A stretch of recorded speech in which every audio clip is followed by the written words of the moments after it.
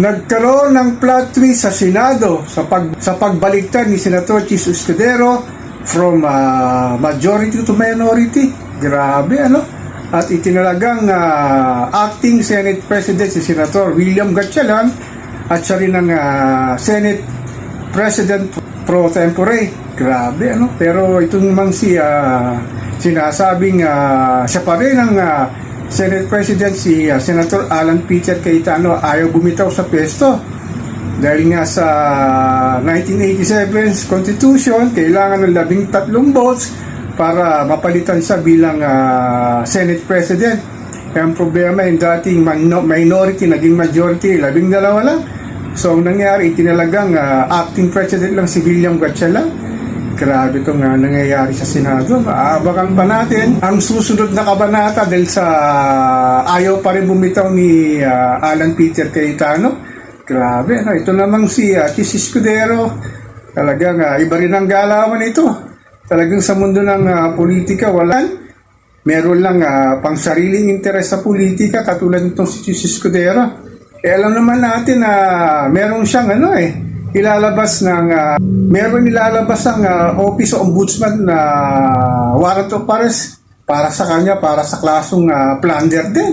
Dahil sa sinasabi, isa siya sa mastermind ng sinasabing recession sa budget ng 2025. Kasama na rito, nasangkot din siya sa flood control at ghost project. Paano ngayon? Iimbisigan pa ba nila itong si Chis Escudero? Pero dapat maging transparent at sinasabing maging malinis ng bagong majority kasi nga dahil sa paglipat ni Chis Escudero sa kanila dapat pa rin siyang imbestigahan sa kanyang kinakasangkot ang corruption.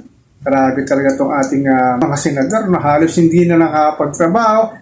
Talagang ang kanilang ang kanilang kaguluhan sa tinabi nagpapatuloy at talaga si Alan Peter Cayetano talaga nagsabi na via Facebook Live magkakaroon daw sila ng investigasyon bukas sa sinasabing kanilang sinasabing kanilang Blue Ribbon Committee para imbestigahan nga ang flood control na nangyari dito sa ating mahal na inang bayan. Ngunit nga ang bagong sinasabing Blue Ribbon chairman na si Erwin Tulfo hindi naman daw muna magkakaroon ng session dito sa Senado at postpone ito para sa January 9. Grabe talaga itong mga politiko natin. Ang kawawa tayong mamamayang Pilipino sa hirap na ng buhay dito sa ating mahal na inang bayan. Hindi na alam ng mga mamamayang Pilipino, lalo na si Juan Pasang Cruz, kung saan makakita ng ikakaganda ng kanilang buhay at kakaunlad itong mga ating politiko. Patuloy talagang nagbabangayan. Kaya grabe itong ating sinasabing rigudon sa Senado at ang sinasabing pagkakaroon daw ng kaguluhan sa susunod na session dahil talagang hindi ito bababa si Alan Peter Cayetano. Talagang walang iya ito, ipokrito at napaksinungaling. Kaya dapat matuto na tayo sa susunod na election. Pumili na tayo ng karapat-dapat na politiko na iluluklok natin sa Senado para mabigyan ng bagong anyo ang Senado. Ito yung anyo na sinasabing na balahura na ng mga senador sa kasalukuyan. Kaya talagang grabe itong ating nararanasan dito sa ating mga politiko. Sana mag-move on na ang lahat para sa sinasabing pagbabago nga sa Senado sa sinasabing pag-upo ni acting Senate President na si